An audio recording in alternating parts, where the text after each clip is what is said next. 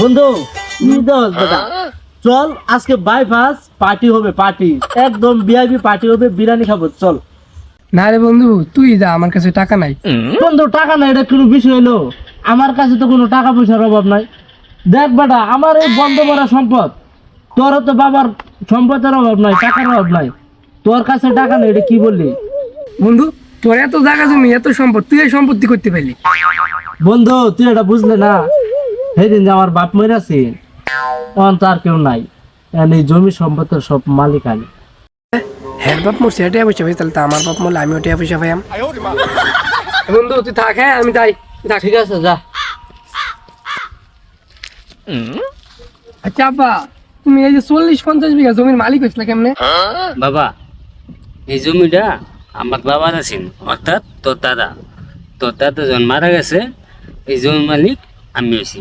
যখন আমি মারা যাব, তুই মালিক হবি। তুই মোর বেতে তুই আমার জমি দিলে, তোর মাইরে আমি জমি নেম। কি করে? तेरी बहन का